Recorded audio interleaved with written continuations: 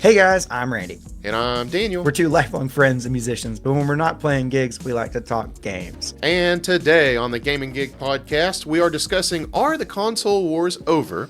How about this new Analogue 3D thing? And are y'all playing Dragon Ball Sparking Zero? The console wars have been a fixture of my life for my entire life at this point, just about it. I'm going to be honest with you, Randy, I don't know that I'm ready for them to be over. Yeah. It's like a comfort blanket. It definitely feels more of our generation. You know, we grew up where, seriously, it was I think what really, there have been many console wars over time, but the one that I am most familiar with was like the PlayStation 1, up against things, like the N64.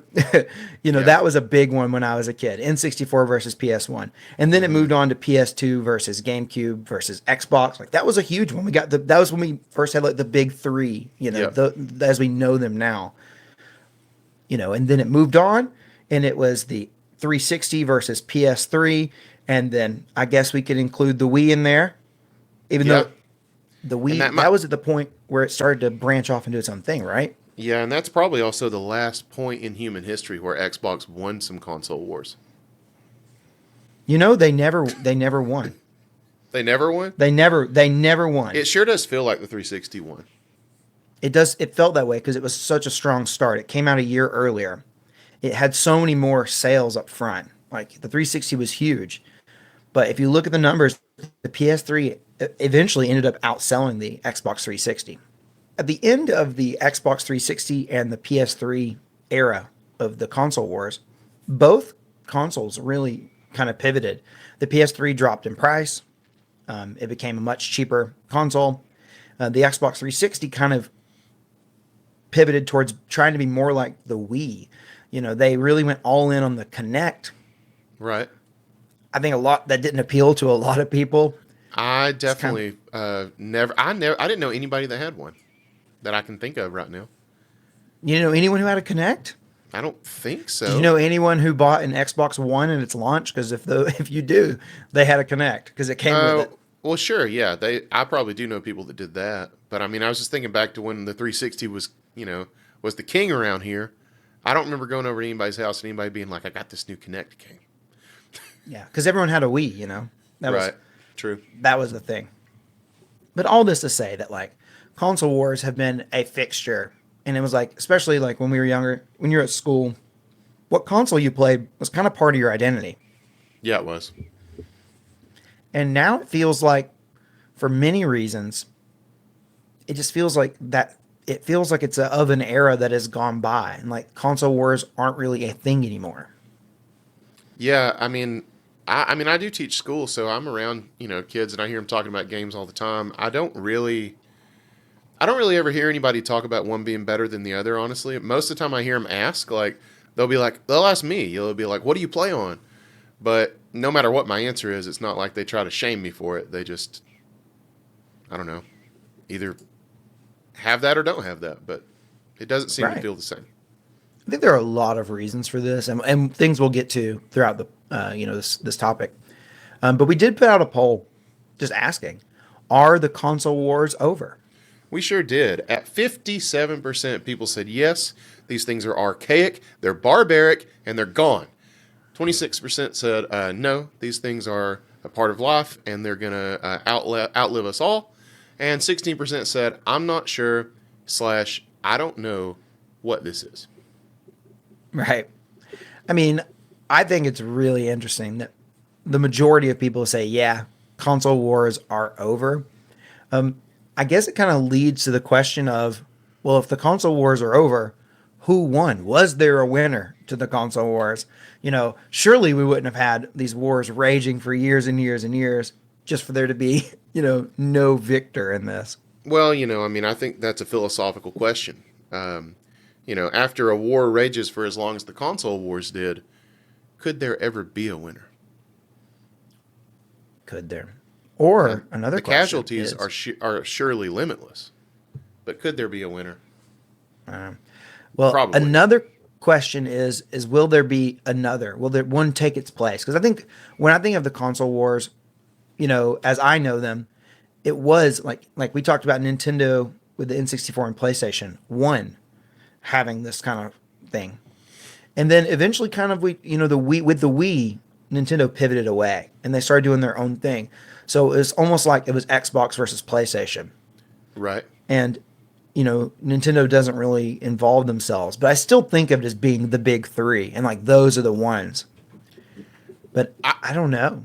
I do also think of it as the big three, but at the same time, Nintendo really it's almost like they transcended, And I know that's my Nintendo fanboy showing, but it's like they don't need this crap anymore, Like they do their own thing and they're wildly successful with it.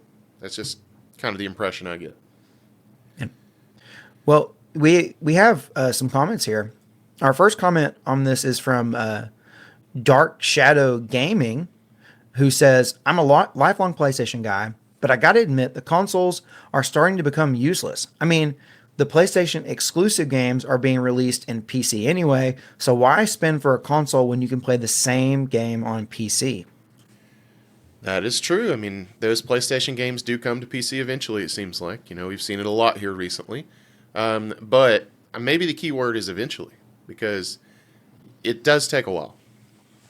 Right. And if you are one who is susceptible to FOMO, which I know I definitely am, I'll admit it. I want to play the game when it's new. I don't want to wait a year or potentially 2 years or more for the game to come to PC for me to play it. Right. And it seems like when they do come to PC, they're being priced quite high. It's not like you're getting a really big discount on those PC games. No, you're not, and that's something that PC gamers look for. So I hear a lot of people on YouTube and whatnot saying that they're glad it's coming to PC. They're just going to wait longer till it eventually hits a sale. I've heard that multiple times for things like God of War and Horizon and things like that. Because you're right, you're not really getting a discount. But if you never bought a PlayStation, it might be a really good way to play God of War. Just saying. Yeah. I think it's interesting that PlayStation is the topic of this comment, because Xbox for quite a while now has had this thing where they release their games on PC, but they don't wait a year or two to do it. They're out on PC day one. And so, Xbox is like completely obliterated a need to own the Xbox console. And we've talked about that so many times on the podcast. They don't care if you own an Xbox anymore. So it's almost like, is that one of the reasons that the console wars is over? Is like Xbox said, you know what? You can't be a console war if we don't care about having a console. I mean, obviously they care about having one, but it's not the pillar of what they're aiming for. So you're saying the console wars are over because Xbox took the high road. You're saying Tim and Tom called the boys back home, said, "Go home to your families, fellas. We're taking the high road on this one." I don't know if it's taking the high road or taking the low road or taking the just side path or, I don't know. They The adjacent definitely, road. yeah, they decided to go a different way for sure. And I think it's interesting that PlayStation is making this move as well, that they're kind of dipping their toes in the water of having their exclusives go to PC, although it takes a year or two to do it. We just haven't seen Nintendo do this, and That's what I was nor about do to I ask. expect them to. I was about to say, do you think we will ever live in a world where you can buy a Mario game on a PC? I think the only way we live in that world is if the next Nintendo console, actually probably not even the next one, it would have to be like multiple in a row, would have to be total flops. At the end of the Wii U, there was a lot of conversation about Nintendo should just stop making consoles and just put their games on other places like PC or on PlayStation or, on Xbox or whatever. And that was just because the Wii U was so, it sold so poorly that it was like, guys, you have amazing games. It's just, people aren't buying your console. You should just put them out everywhere. Right.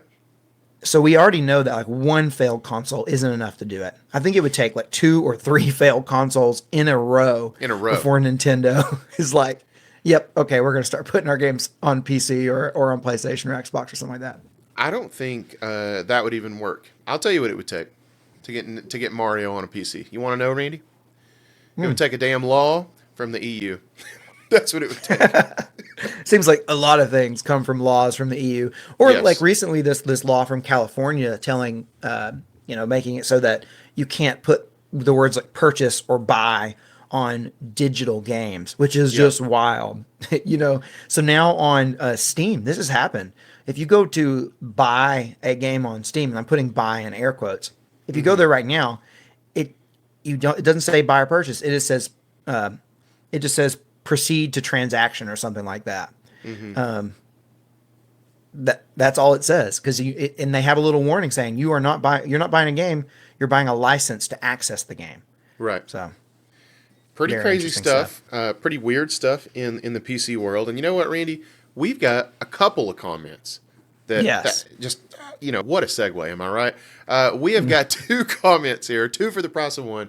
First is up from Rainbow Hawk 1993. I'm assuming this person is 31 years old. And they say simply PC Master Race. And the rebuttal to this comes from Maury, from the popular daytime talk show, who says PC is Master Race for those who can afford it, or who can effort it. I think Oh, you're that correct. cracks me up. I think that was supposed to be afforded. I've only read it as afford it the whole time I've been working on this outline. Like, I only read that as afford it, and then in the moment I saw that it actually said effort. That made me laugh. I'm sorry about that, Maury. I do believe that's just a typo, but I mean, I think it's It's a good typo. a good counterpoint. And this comment from Rainbow Hawk, we've read some Rainbow Hawk comments in the past. This was the most upvoted comment on this poll, was just PC Master Race. I'm not at all surprised by that. No. But it is true that like PCs are fantastic, but to say that they are for everyone, like that needs to be everyone's decision. It just can't be true. At least I don't think so. I think that you could probably make an argument that you could build a PC for maybe around the same price as like a PS5 or an Xbox Series X for like $500. Yeah. But I know that my gaming PC is significantly more than $500. So I'm just going based on what I spent. Yes. It was a hell of a lot more than $500. Yeah. So just to be clear, your point about how PC Master Race can't be for everybody is just based on the fact that it's expensive. Because I agree with that. Yeah. I agree. Yes, like just because it's expensive. It's not accessible to everybody. I completely agree with that. Yes, not financially accessible. Yes. Yes. I think when people say PC Master Race, though, they're speaking like they're looking through rose-tinted glasses, like they're not really considering the fact that it's more expensive. I think they're just going off the fact that it is objectively, when it's working right, better. But you're right. That's not the world we live in. That shit is expensive. We have a live comment here from Dan who says, "How much is the PS5 Pro?" It is $700. And So there you go. You can spring a little bit more on your PC if you're matching a PS5 Pro then. And you probably could. I mean, I don't know. Like I've seen videos where people claim that they're building PCs that are equivalent or maybe even, better raw power for the same price as like a PS5 Pro. But I don't know that they're, I can't confirm that for sure because I've never done that. And, I don't know. I know PC parts vary depending on where you live and, that kind of stuff. Right. Yep. Same here. I've seen some videos, but I don't know much about it. And I've never built a PC, so like I'm not really the authority on this. All I've got are jokes. Yeah. And like I was saying, I just Allegedly. know that my PC, and I know my PC is stronger than like a PS5 Right. or a PS5 Pro. It's, stronger than any of my consoles, but it costs a lot more as well, but it does a lot more.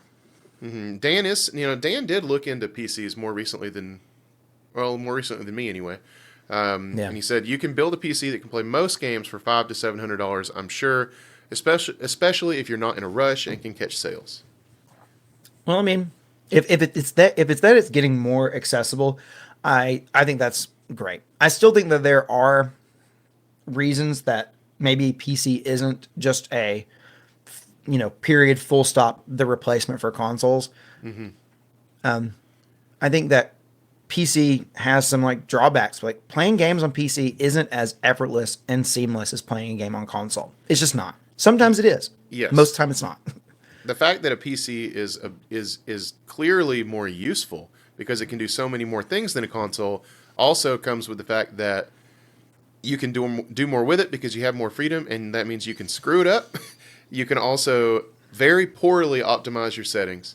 And Yes. that's something a console kind of does for you. Yeah. Absolutely. And, you know, also the fact that PC, no matter what its form factor, generally you're probably not going to have it in your living room on your living room TV. And if for those who play living room games, which is a lot of people, again, then it starts to be a little bit of a this doesn't sit in my entertainment system the same way a Nintendo Switch or a PlayStation or an Xbox does. Right. So Yeah. Now I will say I can probably sit my PC tower more places than I can sit a PS5, but that's just because the PS5 is so curvy. yeah, That's well, I also a don't little know. bit of hyperbole because Not my my PC's big. PC. I know. Yeah, not your PC. I know, not your. I Yeah, know. Geometrically, it's much easier, but it is bigger. You're right. it's definitely bigger than it. PS5 is big, but it's not as big Yeah. as a PC. All right. We got one more comment here, Randy. You wanna read Yeah, it? yeah. This one's from Morris Dennison, who said, "Honestly, at the end of the day, Nintendo will probably be the only console in the future. Xbox has almost embraced the PC landscape entirely and shifted to cloud gaming servers as well. PlayStation is experimenting with putting exclusives on PC, and it's only a matter of time before they shift to same day release. It's a lot cheaper to not make consoles and just make games. Nintendo, because of their exclusivity and creativity, would never give up the console space. They literally built the landscape after the last collapse. They always have been. They've always been king. Sorry. Longevity is what wins wars, and Nintendo's spirit is unbreakable. The lack of a punctuation there really threw me off. They've always been king longevity. Yeah, I know. You know? I think that was supposed to be they've always been king, period. And then for move on. But it really threw me. Morris, Yeah. you did great on punctuation until that one point, and you really threw me off. Yeah, it's all Morris's fault. But there is a lot of good stuff in that comment. And we've kind of touched on some of it. We've already talked about, do we think Nintendo will we ever get Mario on a PC? Morris says no. I think we're probably both inclined to agree. But then again, there was a time when I thought Mario would never come to mobile, and it did. So, Nintendo has, it's not that they Yeah. haven't dabbled outside of their consoles, because they have. I guess I've never really thought about mobile counting as another avenue for Nintendo, but it is, and it's it has a lot in common with PC gaming sometimes. And So we haven't really seen much mobile from Nintendo this generation. Very little. We saw the Pikmin game. Anything else that you can think of that they've put out this generation? Mario Kart Live or no, Mario not- Kart. What is it called? Mario Kart. Not Mario Kart Live. It's called Something Mario Circuit, Kart. maybe. No. You're thinking of Mario- Super Circuit. Well, that's I GBA. don't, I know. I don't know. What's you guys who are live on Twitch, let us know. What is the name of the Mario Kart game that you can play on mobile? Kart. I should know this because I literally coach a Mario Kart esports team, and we see the tracks, and the tracks say what Tour. Mario That's Kart it. Tour. Yeah. That's it. Yeah.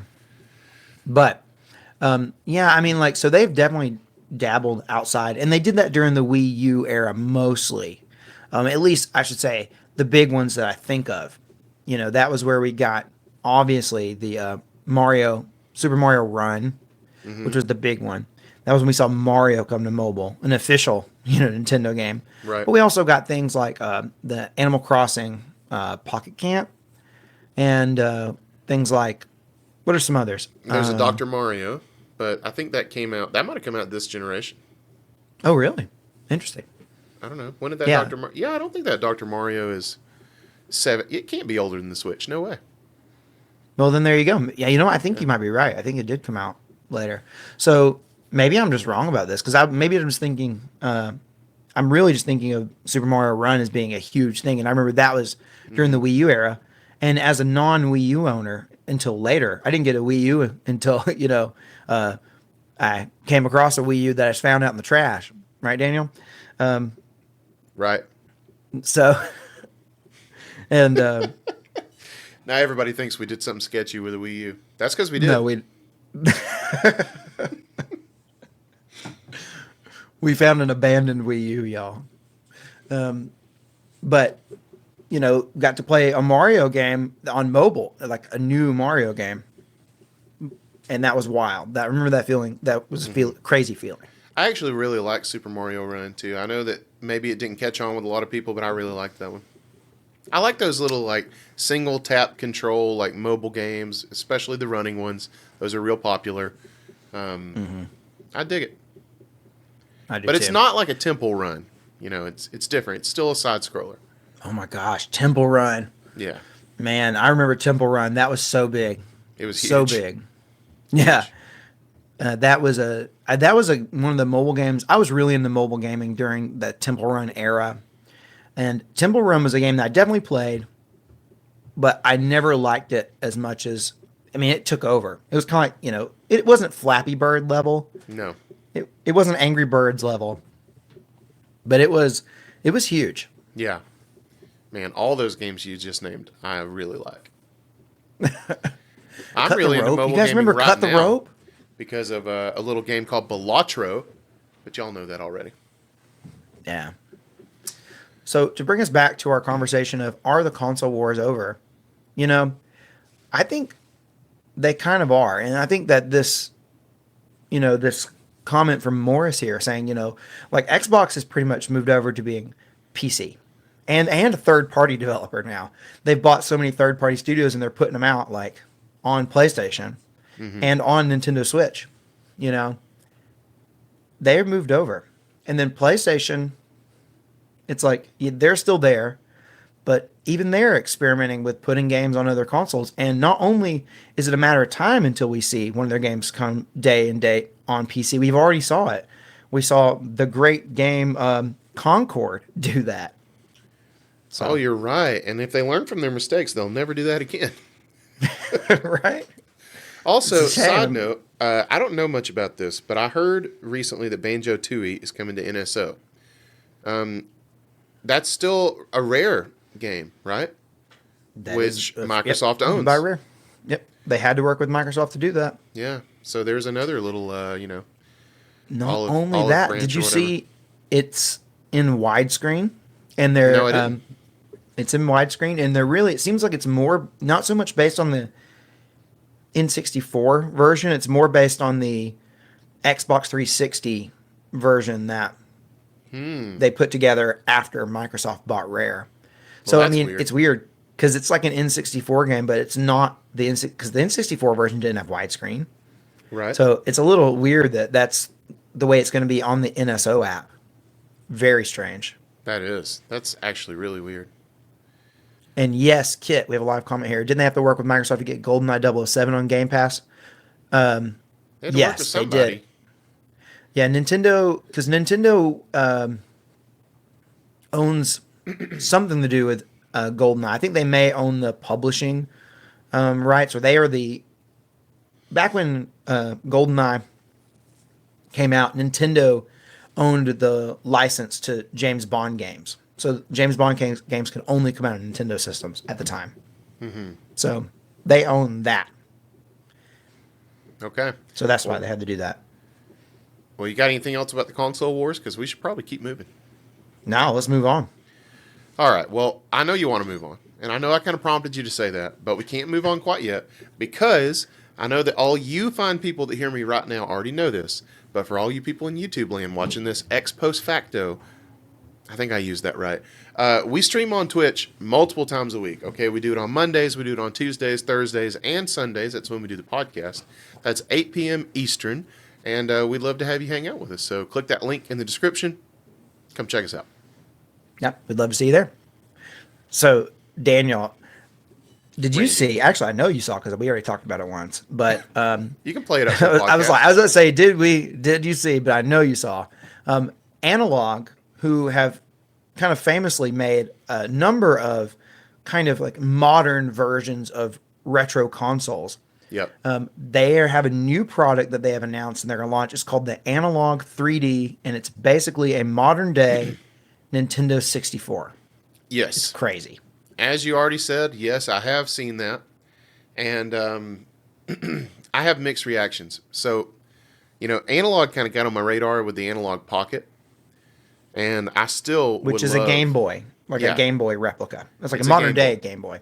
Yes, and I would still love to have one. And occasionally, I will still like go to their website and just kind of check. Most of the time, they're out of stock, and either way, they're way, way, way expensive. Now that being said, How everybody much is an says, Analog Pocket? "Oh God, uh, it's got to be like 250, $300." No way. I think so. Check. I don't know, but I'm pretty sure I'll check and see. they're very expensive, and everybody says they're very premium. So I Yeah. have no doubt that this Analog 3D, which is the N64 thing, will be the same way. I'm sure it will be really nice, really premium, really built well. But I bet it's going to be crazy expensive. I don't know if they've even announced a price. I don't know nothing about it because I know that if I buy anything from Analog ever, it's going to be the Pocket. Boy, their website is crazy to go through. It doesn't say anything about the price.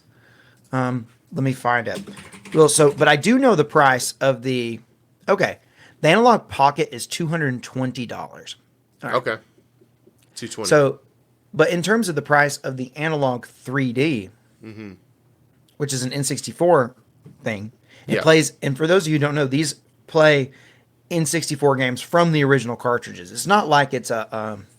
Yeah, it's not a ROM. They're not emulating No. the software. I think they call it PGA emulation. They're apparently emulating the hardware. Like on a hardware level, they're emulating that, which is They why you can basically use the actual cartridge.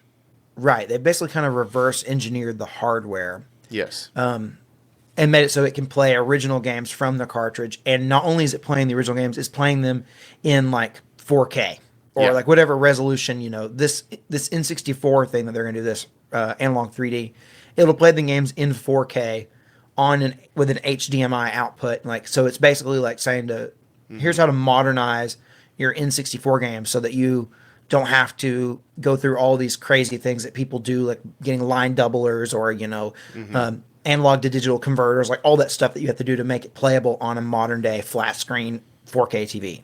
Yes, exactly. And I'm sure, and like I said, I bet it's going to be great. I bet it's going to work flawlessly and probably be a And hell do of you a know the good time. price of this? Did I Well, tell you the price? I do because I'm looking at a comment, but no, I don't know the price. Okay, so this thing is $250, which I think has got. We'll talk more about that in a little bit because I definitely have some thoughts on that. Yeah. But we did put out a poll, not about the Analog 3D, just if finding out if people have N64 games to even play. Say would they want to have something like this? Right. Because there's no point in having one of these consoles if you don't have N64 games to play.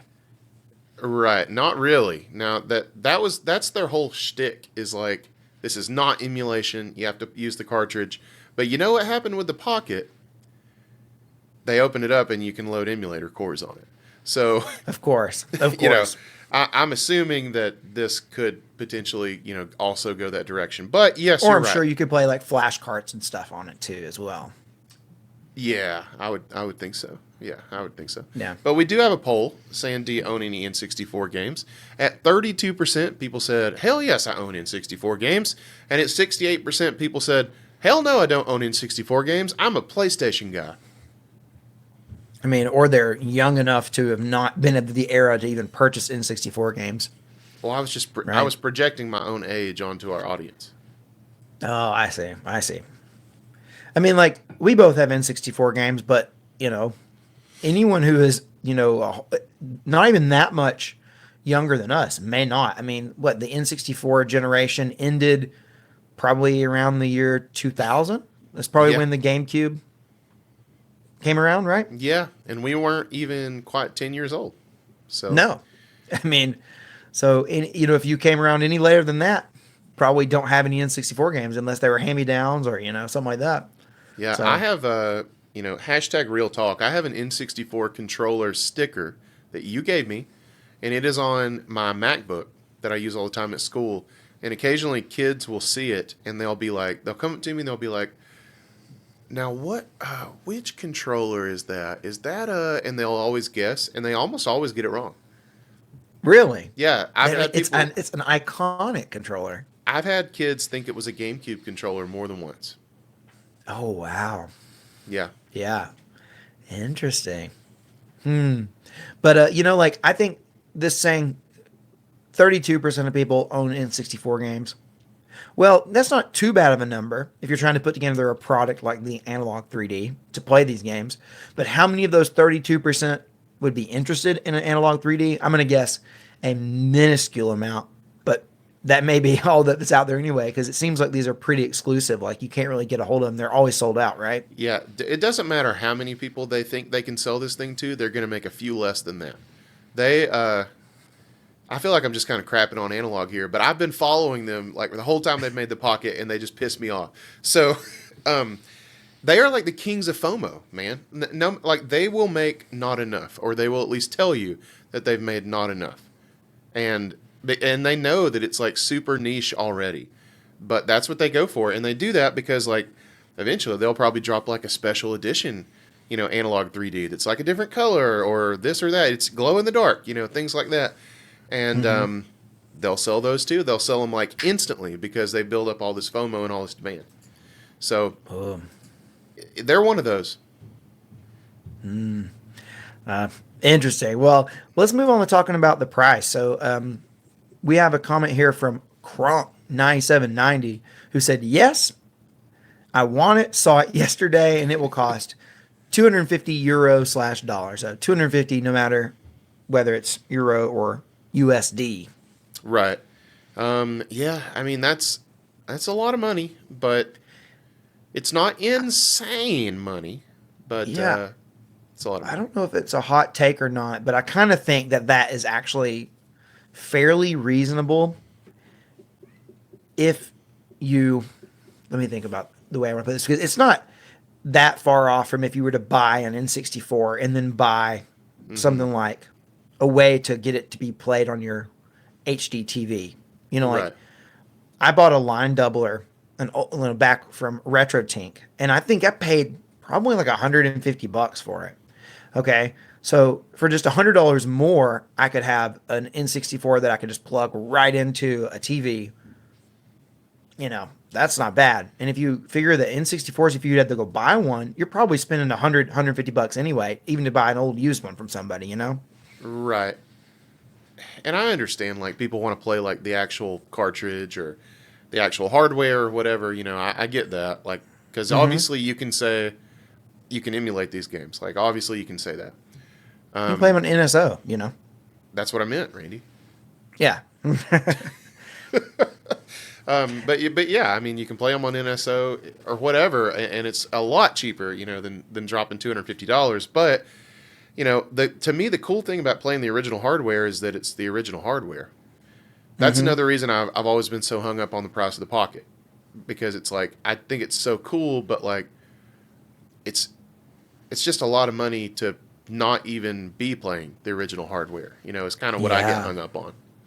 I think more importantly is the original controllers. Yeah, And that kind of brings us into our second comment here. You want to read this one? I do more than anything in the world. This is from Mr. Foxhat. Pretty sure we've had some of his before. Who said, "While I think it's neat, I honestly don't get why I'd want it apart from more controller options, which we already have with the standard N64. I guess if you can't find a standard N64, this is cool, or if your TV doesn't have an AV port." Yeah, well, most TVs don't have like the red, white, and yellow. Hmm. What is that called? Is that, Um, I mean, that's what I had pictured when I read his comment about the AV port. yeah, I don't know the I know I don't know. N64. I just can't remember what those are called. I'm just brain farting. Yeah, But most modern TVs composite. Yeah, there you go, Kit. there Thank you you. go. Thank you, Composite. Kip. Most TVs, modern TVs, don't have composite inputs anymore. And even if they did, they look like crap. I remember back our first flat screen TV we got. I remember plugging a Nintendo Wii into it through composite, and it looked like crap. Yeah, It worked, but it did not look good. yeah, yeah. I have not used that type of connection in many, many, many moons. Yeah. But I did do it with a flat screen TV when I lived at my parents' house, Mm-hmm. um, also many moons ago.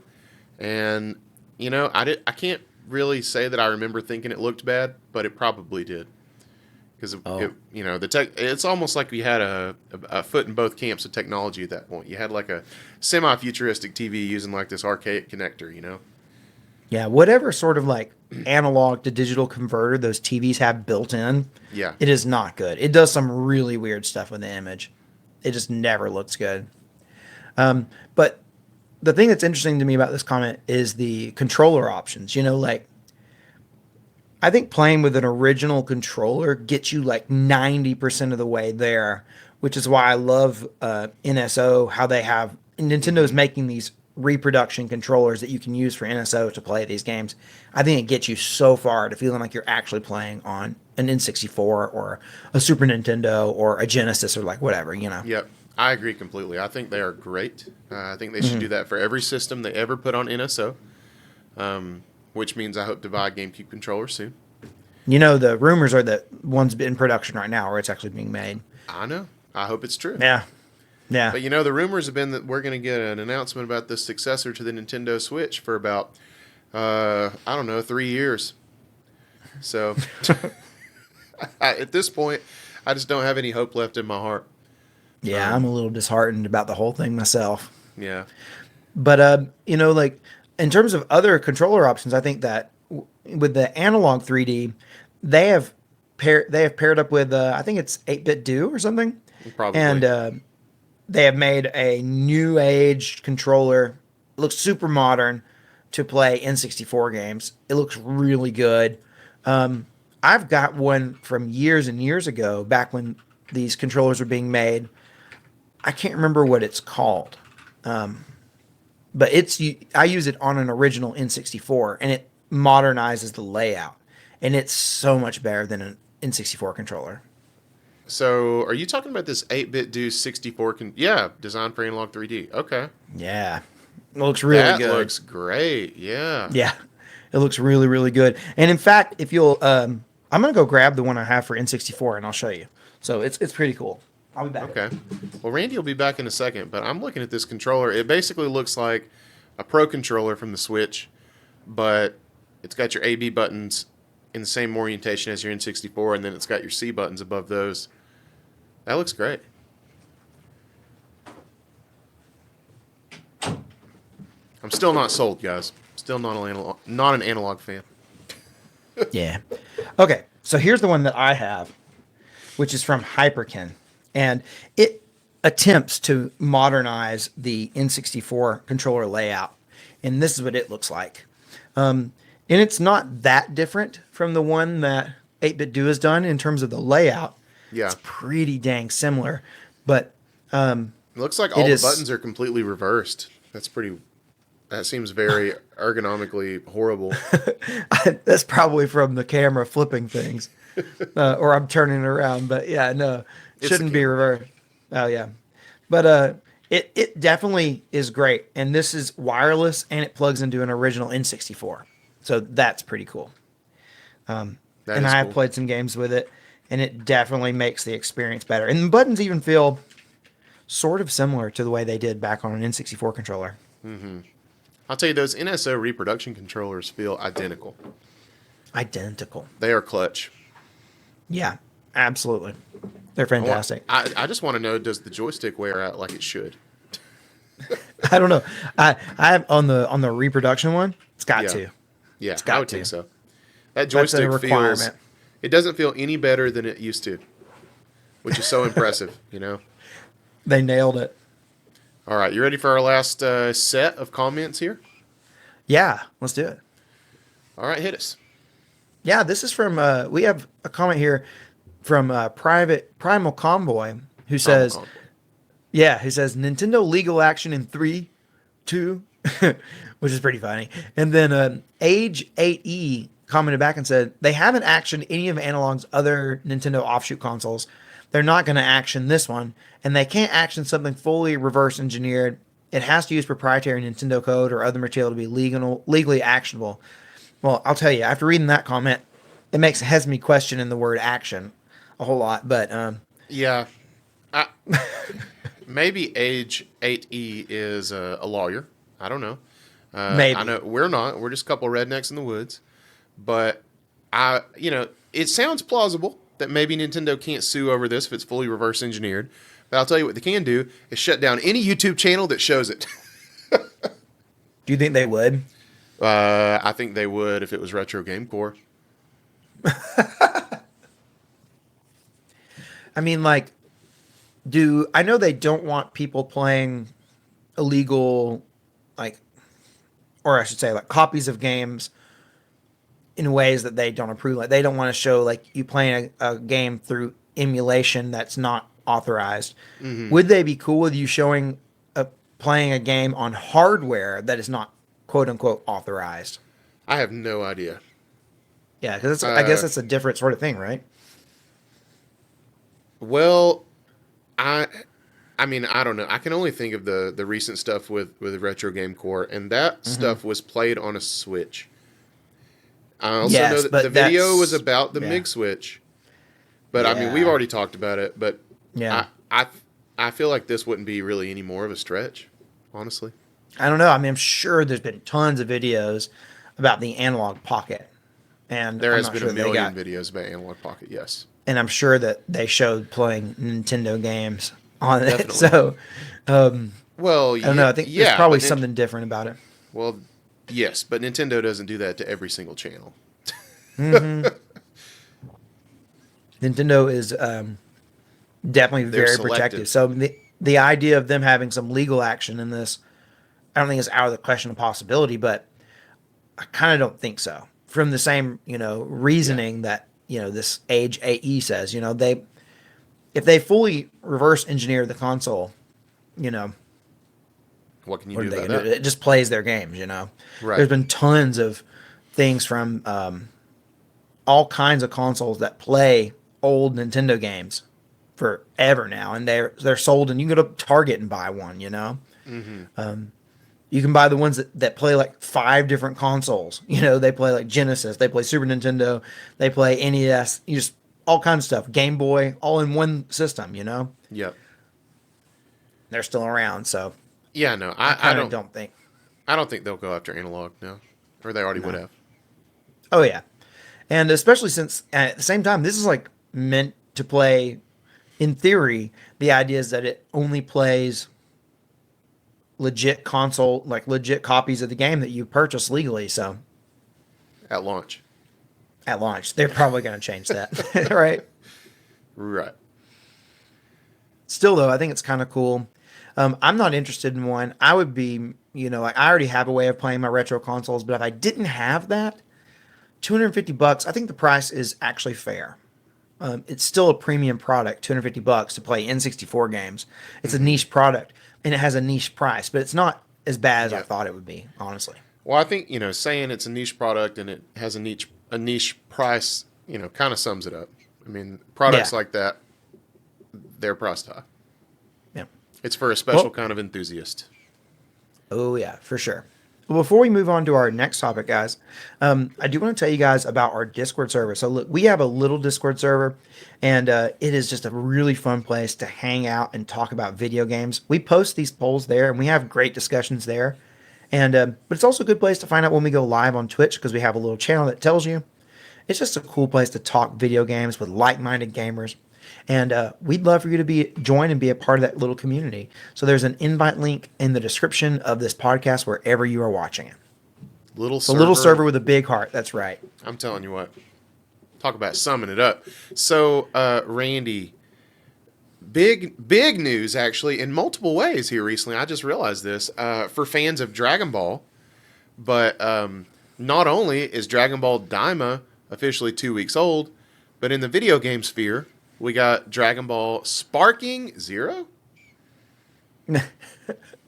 Why a question mark at the end of Sparking Zero? Because I was reading the poll and I just thought it was funny. Oh, oh, okay. Yeah. It's So really like just Dragon Ball Sparking Zero, that, and then zero is a question. but the Sparking has an exclamation point. It is weird that the sparking has an exclamation point. I don't get that, but but apparently I guess Dragon Ball Sparking is the name of what was or has previously been called Budokai Tenkaichi in Mm-hmm. the United States, which is so funny to me that in Japan they get an English title, Yeah. and in the U.S. we're dealing with Budokai Tenkaichi, which means nothing to anyone. That's really just funny to me. I don't get it. I don't think either one of us are meant to get it. Somebody way smarter than us made that marketing decision, and it is what it is. Also, we all know that Budokai Tenkaichi means World Tournament. Okay. Yeah, we all knew that. I definitely knew that. Actually, I'm not sure that I translated that exactly right, but I think it does mean like World Martial Arts Tournament or something like that. I think that's what the tournaments are called. Anyway, in the manga. But have you? I'm pretty sure I know this, but you haven't played any Dragon Ball Sparking Zero yet, have you? No, I haven't played it, but I did see that it sold 3 million copies in the first 24 hours, which is just like I knew this game was going to be popular, Yeah. but I did not expect 3 million copies day one popular. I didn't either, but Dragon Ball is a huge IP, so I don't know. Maybe we should have, put a little more respect on its name. We've also had, the death of Akira Toriyama this year, so that's probably put some more eyes on Dragon Ball as well. And I'm really happy that this game is doing well. I do want to play it at some point.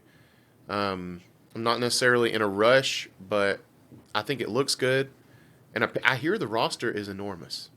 It's enormous, yeah. And I actually finally went and watched some gameplay today. And, I've just seen trailers and stuff until this point, which they put out so many trailers for this game. It seems like fighting games get so many trailers. I don't know why that is. But Characters. it's just, yeah, so I guess 'cause it's all about characters. But I watched some. It looks really fun. Me and you both grew up big fans of Dragon Ball. We grew up in the time when Dragon Ball Z was first airing in the United States, and Yep. it was like a cultural phenomenon. It was huge, and Yeah. it's really hard to describe how big it was, but it was huge, and we were of the perfect age. It was airing when we were the target demographic, and we were all in. So Yes. we played Dragon Ball games growing up, and I played Dragon Ball fighting games. Hmm. Dragon Ball Budokai, not Budokai Tenkaichi, but Budokai, which is a different style of fighting game. I didn't even know that until recently.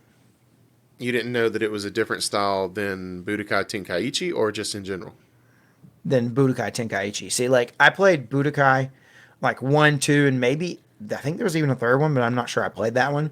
Hmm. Um, and they are fighting games that are just like side, they're not 3D fighters, they're 2D fighters. And then I remember Budokai Really? Tenkaichi coming out. What's that? They're completely 2D. Yeah, I mean, like your perspective. Yeah, they're not 3D, they're 2D fighters. Are you positive?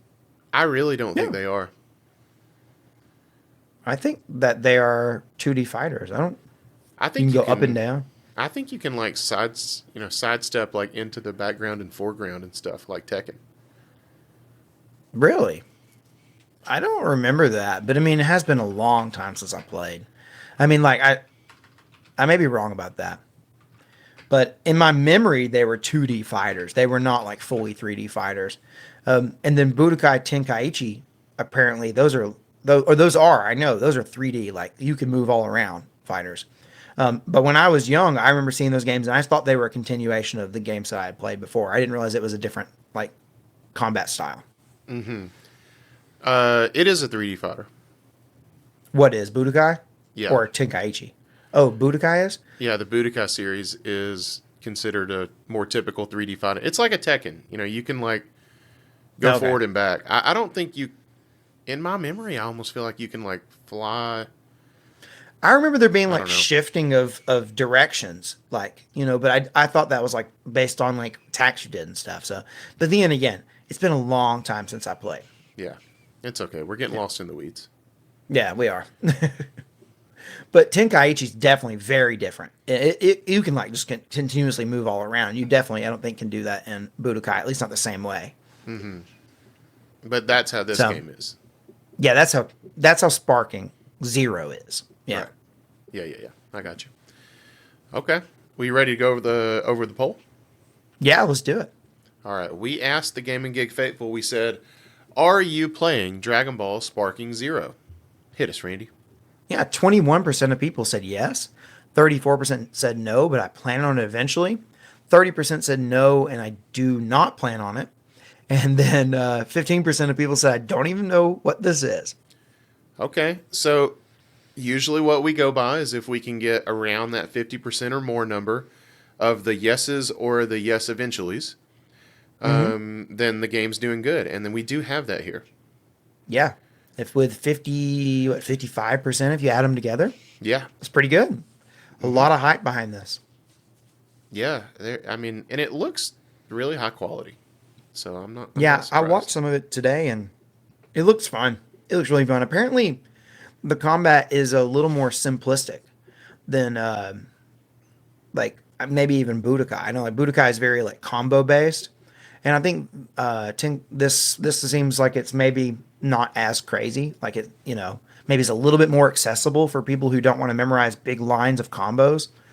Hmm. So I wonder if that it's that's like interesting to me. I wonder if it's like a Naruto Ninja Storm kind of thing. Like those games aren't that complicated. I don't know. I don't know. I've never played those games.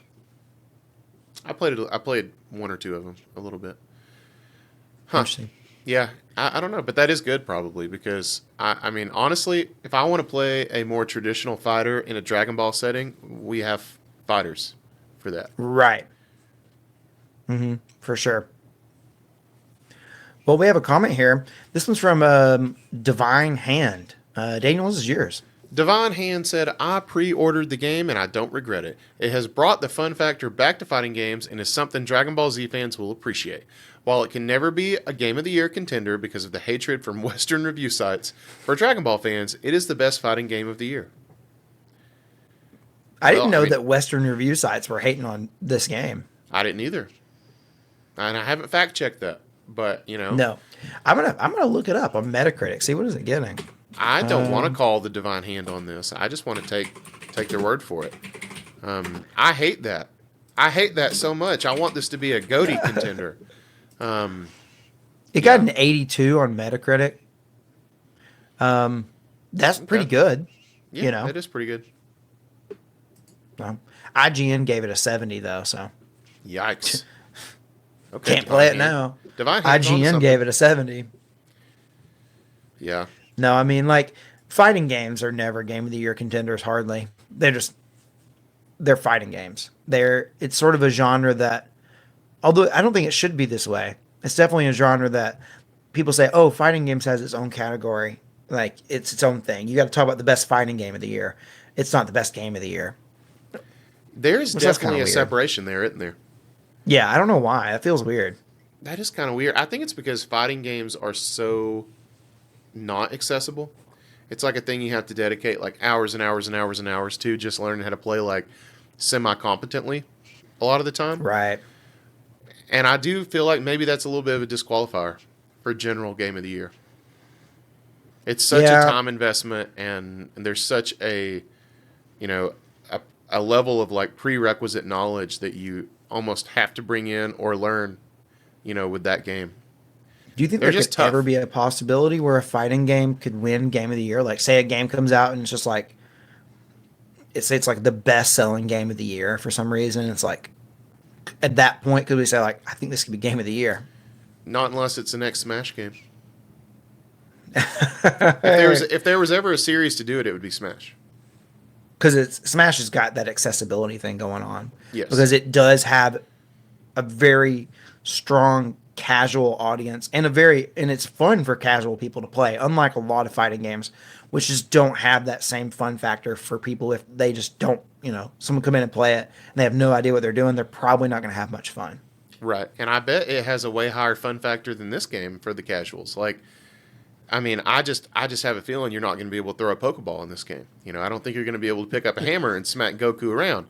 Um, and those items and hazards and things like that are so great for the casual audience.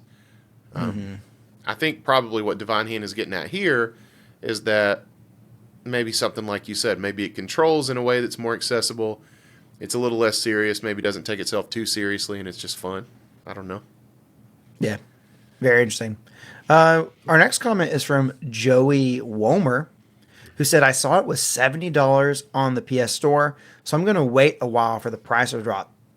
And I don't know, again, for this kind of the same reasons that it's weird for me to say that like fighting games kind of get lumped in their own thing. I kind of feel like full price fighting games, it kind of seems strange to me, and it shouldn't, but for some reason it does. No, it really shouldn't, because Tekken 8, not only was it full price, but then they milked you dry for every skin and season pass Right? that they could. So, I mean, you could spend like $1,000 on Tekken 8. So, 70 seems like a steal, when you put that comparison in front of me. And if it's a really well-made game, I'm cool with it, honestly. Yeah, I don't want to mean, pay like, it at this very moment, but that doesn't mean that I right. don't think it deserves it, maybe. And it's like one of those things like I am really cheap when it comes to video games. Like if it's a brand new full price game, I have to really, really want it to go to the store and buy it and bring it home. I have to really want the game. If it's a game that I like want to play, but I don't want to pay for it, I rent it, Yep. you know? And the problem with a fighting game is that fighting games, like kind of by their nature, are games that you play over time. You don't just sit down and play them for 8 hours, play the campaign, and then you move on. Right. They're meant to be played like over weeks and months of a year. And Right. I'm not going to rent a game like that. No. You're not. You've proven that. Yeah. So it's kind of like, well, I mean, I'm not going to tie up a rental for that long. You know what I'm saying? Like, No. I mean, you so didn't rent Street Fighter 6. You no, didn't rent Tekken 8. You didn't rent Mortal Kombat 1. You didn't rent Guilty Gear Strive. no. Why would you It's start like, yeah, I'm not going to rent a game like that, but it's like, so for me, like a game like this, like I love Dragon Ball. I think I would like this game. I'm also gonna $70. Just like I'd wait for the price to come down before I jump in on it. now? Yep. Same.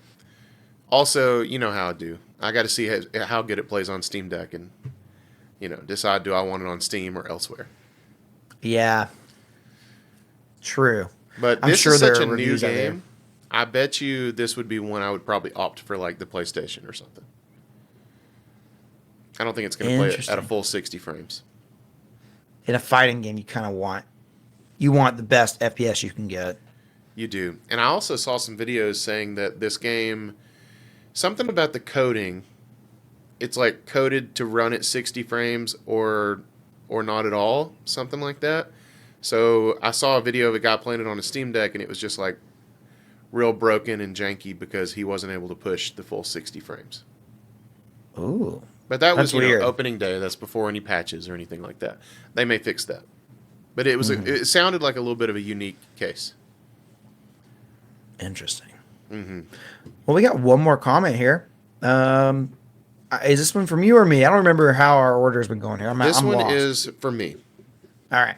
This is from Plague Doctor. We've had, AKA Neck, who said, a roster this huge is insane. Sure, not everybody is going to be competitively viable, but not everybody needs to be. More fighting games need to go down the Dragon Ball route. Sacrifice all characters being viable in exchange for such a massive roster. And me and Neck had a conversation about this on Discord this week. Yeah. Because we were talking about the Smash roster. Yeah. And Neck, obviously feels like the more characters, the better. And I kind of took the other side of like, I would rather there be less characters that are more meaningfully crafted. That's still where I land.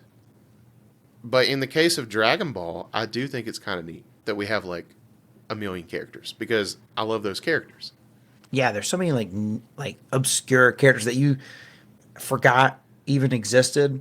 It's like, wait, who is that? And like, I swear I've seen this, but I don't know who that is. I It's haven't cool that even they have read like the everybody. roster. Yeah, they have everybody. It's like literally everybody you've ever seen. It's like anyone who ever got any meaningful screen time, anyone you ever saw throw a punch is there. Yeah. It's Whoa. it. I've just scrolled like a million times. Holy crap. Yeah, it's a lot of people, Oh, whoa. We have, and it's so how many Gokus do variations we on have? character. So many variations on Goku. There's every variation you can imagine. You know, it's not just like say they have Frieza. It's not just like they have Frieza. They have every variation of Frieza you've ever seen. You know, Lord every. Slug? I'm telling you, there's characters that I'm like, I don't even know who you are. Whoa. Okay. Okay. I see. I see. Okay. This is pretty badass. Yeah, it's a lot. It's a lot. That is a lot And of so, freezes. yeah, it's a lot of Friezas. Okay, I know. It's I could just gush about this roster now. Now that I'm. It's amazing how big this is. How many characters is this, Randy? it's like over 100. It's like something close to 200 characters, I think. Holy Um, crap! I don't know. I really don't know. I know it's over 100 though.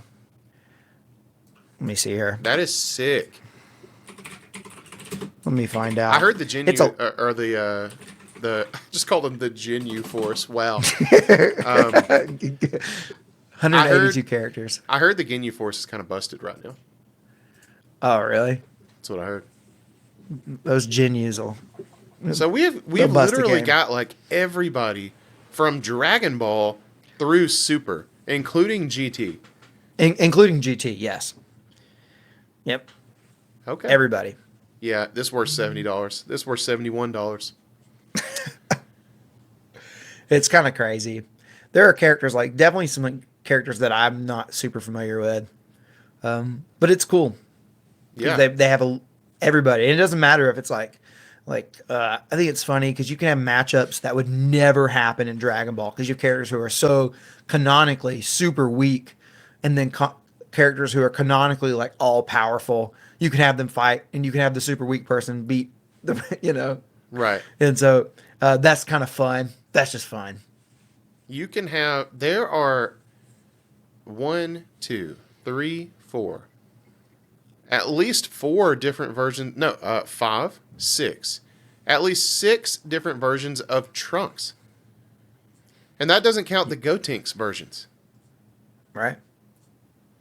It's Okay. wild. Okay. I'm going to get off this page right now. I'm It's buying this like, game. I don't need to be looking at this anymore. I'm buying this game.